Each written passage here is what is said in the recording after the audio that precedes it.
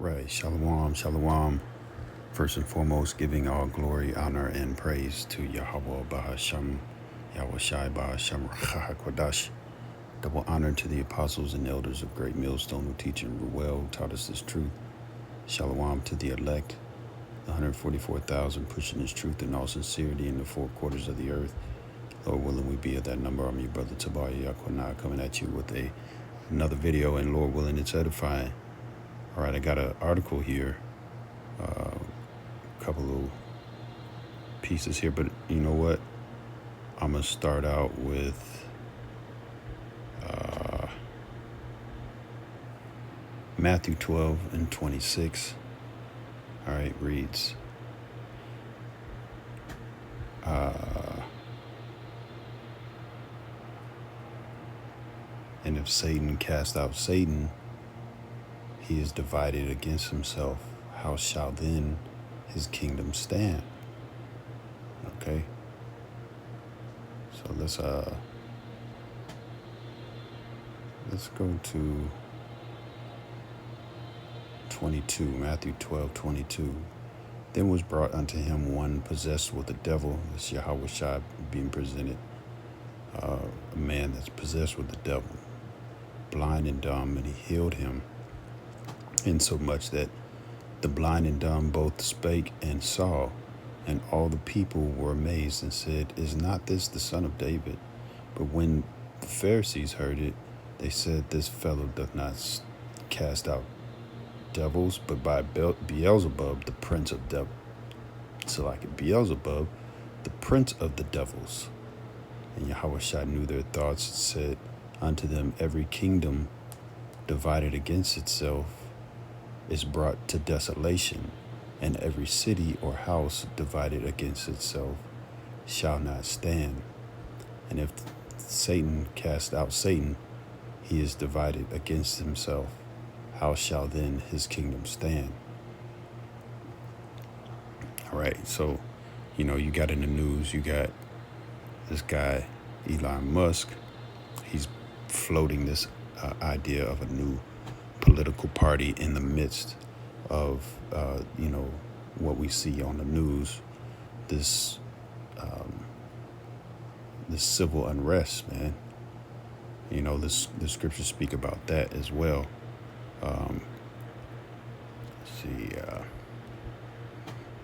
The wars, the rumors of wars, the uprising of the people. Okay. But, you got Elon Musk in the midst of, Trump over here sending thousands of National Guard troops to, quote unquote, suppress the immigration protester violence, which I believe that's just all a big big show, man. That's what this whole,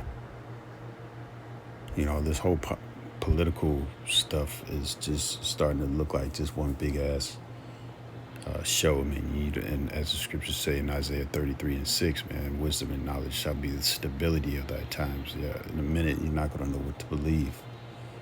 Okay? I mean, if not already, they say one thing, we're going to do tariffs. No, now we're going to reverse it. No, now we're going to do that. And, it's just all kinds of shit, man. You don't know what's real, what ain't real. Oh, man, prices are going up. It's just crazy, man. And soon, the only people that's going to have stability are those that know the truth. All right? So let's just read a little bit from here. The Hill. Elon Musk floated a new political party on Friday after falling out with President Trump over the big, beautiful bill. He launched a Thursday poll on the social platform X, which he owns, asking about whether or not the country needed a new faction for political nominees. The people, quote, the people have spoken. A new political party is needed in America to represent the 80% in the middle, and exactly 80% of people agree. This is fate, Musk wrote, citing numbers from his survey. he followed up with a potential name for the group, quote, the America Party. And it just brought to mind that movie, Civil War, man. Okay? Where the man, what did he say? They stopped those guys. They were out in the middle of nowhere, and they got stopped by those Edomites. And the Edomite asked him, "Hey, what kind of American?" He said, well, "Who are you?" Basically, how did it go? He said, I think he said, "Where are you from?" He said, "I'm American." He's like, "What kind of American are you?" And so, it just brought to mind that. And, you're going to have, this guy, all of a sudden, he's upset with Trump, seems to be splitting his own, going his own way. You got the black hat, make America great again. Then you got the red hat, make America great again. It's basically like good cop, bad cop, And then I think a brother posted this guy, he was talking about, don't let talking to the quote unquote,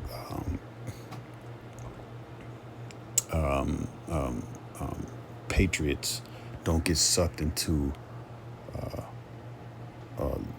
the craziness in LA right now, in California right now, because it's one big stage, man.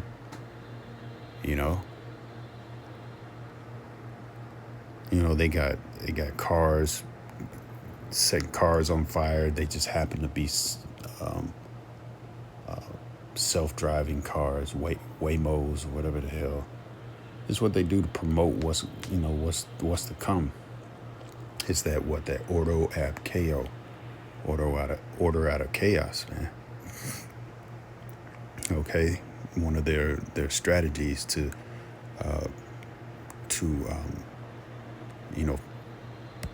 direct the people in the direction that they want, control the people.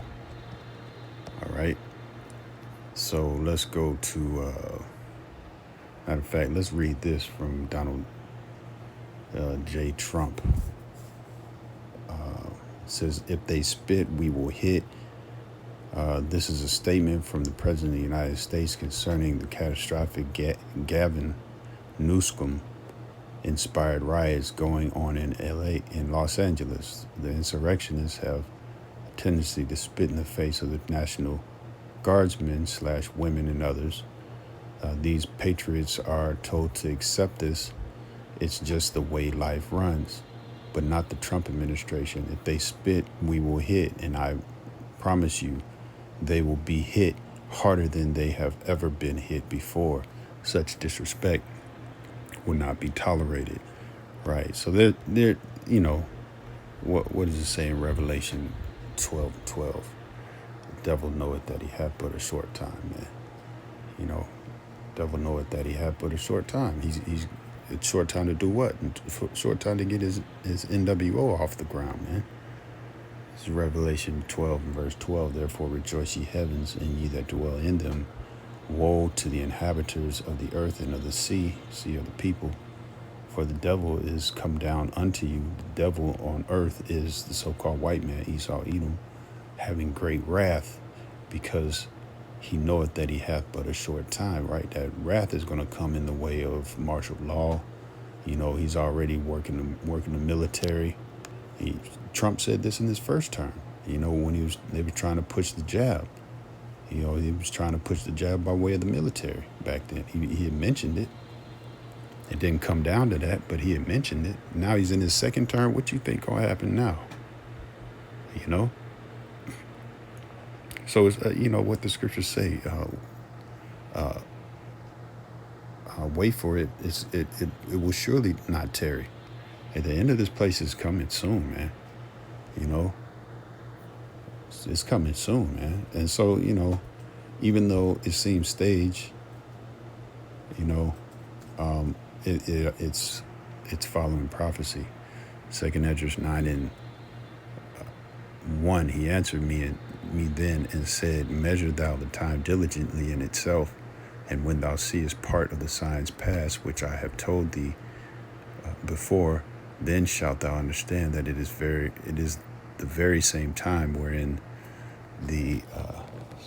wherein the highest will begin to visit the world which he made. Therefore, when there shall be seen earthquakes and uproars of the people in the world, then shalt thou well understand that the Most High spake of those things from the days that were before thee, even from the beginning.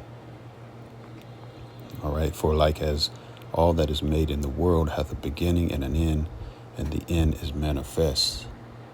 All right, so hey, we see the end. We're seeing the end, man. We see the crumbling of this world.